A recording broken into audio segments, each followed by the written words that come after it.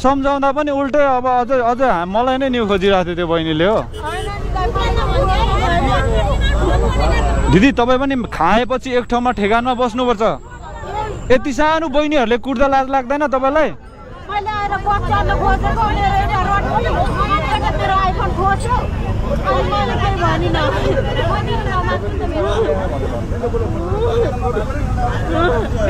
यो बहिनीलाई अघि भनेको तिमी खाएको छैनौ, नखाने मान्छेले खाएको मान्छेलाई किन कुट्यो भनेर।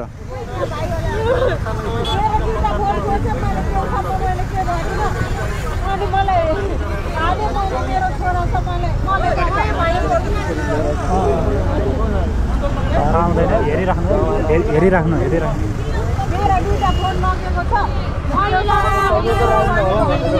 ए ल दिदी उतल छेउमा बस्नु त, म जान्छु ल, म काममा हिँडिरहेको मान्छे हो, झमेला हुन्छ। उतल्लो छेउमा बस्नु त दिदी।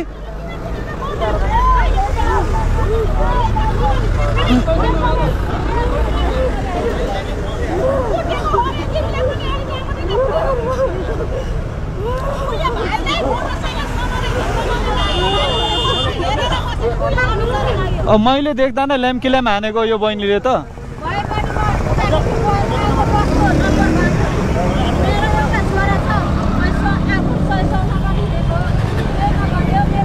ल अब यति भएपछि प्रब्लम सल्भ होला।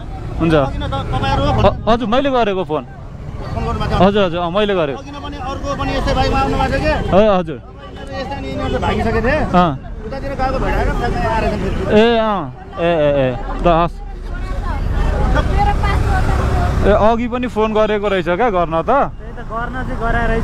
यिनीहरू भागेको रहेछ क्या यो न कुट्न आएछ क्या, मार्नै खोजेको रहेछ। हेर्नु त नक्सक लिएर आएको। त्यही भनेको कस्तो खालकोहरू के फेरि सम्झाउँदा पनि अब त्यो बहिनी त के भएको, कस्तो बोलेको त्यो। कस्तो संस्कारमा हुर्केको नानीहरू यस्तो हुन्छ यार। थट संस्कार होइन यिनीहरू अब यस्तैमा नै हुर्क्या हुन् क्या अब पहिलेदेखि नै। कस्तो खालको आमा बाउले के सिकाउँछ के यस्तो नानीहरूलाई। थट तेरी यार यस्तो नानीको आमा बाउ नै हुँदैन जस्तो लाग्छ मलाई। अब हेर त त्यो बहिनीलाई कति साह्रो चाहिँ कुटेको, आमामा आँखाहरू सुल्टिरहेछ, पुरै एउटा आँखा त बन्द नै भइरहेछ। तर त्यो दिदीले नै झुट बोले क्या मोबाइल लुटेको भनेर चाहिँ। खै आई डोन्ट नो होइन, झुट बोलेको पनि हुनसक्छ। मातिरहेको थियो मात्न त, तर पनि त्यो होइन नि त मातेको, ऊ पो मातेको छ त होइन। त्यत्रो मान्छेको अगाडि कुट्न सक्नु भनेको कत्रो आँट हो क्या। त्यही भनेको त्यो पनि सानो बच्चाले है।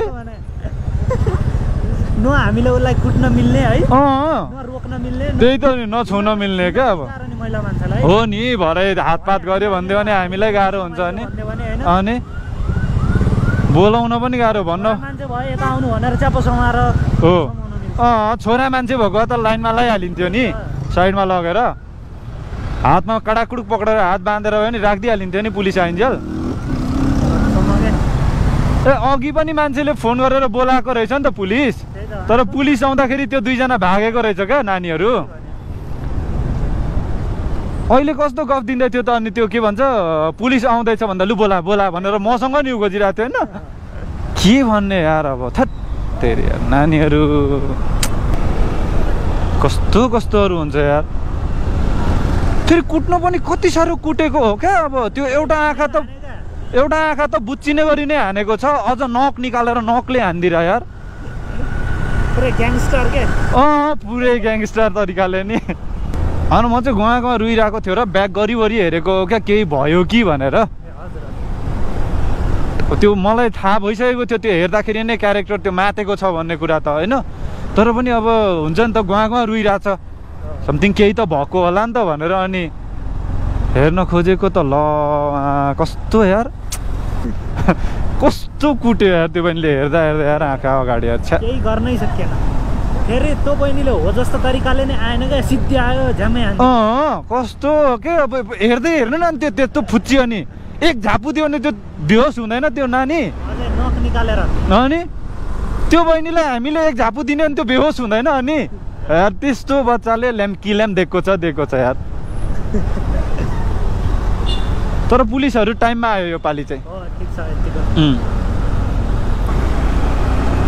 त्यही हो खासमा। मैले भिडियो अफ गरेर हिँडिरहेको थिएँ होइन, अचानक त्यहाँ एउटा बहिनी रुँदै छटपटिरहेको देखेपछि चाहिँ के भएर रहेछ त भनेर बुझ्न खोज्दाखेरि चाहिँ लफडा भइरहेछ, मातिरहेको रहेछ त्यो बहिनीले चाहिँ मुख छोडेछ त्यो अर्को सानो बहिनीहरूलाई। अनि त्यो सानो बहिनीहरू चाहिँ ग्रुप मिलेर अब त्यो मातेकोलाई होइन ल्याम्कीलाई मान्दैछ क्या, कुटाइदिएछ क्या। अनि अगाडि पनि पुलिस चाहिँ बोलाएको रहेछ, तर पुलिस आउँदाखेरि त्यो बहिनीहरू भागिसकेको रहेछ। अनि अहिले फेरि मैले पुलिस बोलाउँदाखेरि चाहिँ ठ्याक्कै उनीहरूलाई भेटायो, टक्क पक्रेर लग्यो होइन। एटलिस्ट प्रब्लम सल्भ भयो। सो के कस्तो लाग्यो तपाईँहरूलाई भिडियो होइन? अरूभन्दा पनि स्पेसली के भन्न चाहिँ चाहन्छु भने होइन, सबैलाई यस्तो केसेसहरूमा चाहिँ एकअर्कामा सहयोग गर्ने बानी बसालौँ सबैजनाले होइन। मानवता भनेको नै त्यही हो। So thank you so much. Video कस्तो लाग्यो? भिडियो मन पऱ्यो भने सेयर गरिदिनु होला, कमेन्ट गरिदिनु होला। च्यानलमा नयाँ हुनुहुन्छ भने सब्सक्राइब गर्न नबिर्सनु होला भन्दै बिदा हुन चाहन्छु। नेक्स्ट भिडियोमा भेटौँला। Bye bye guys, take care, see you all, love you all guys.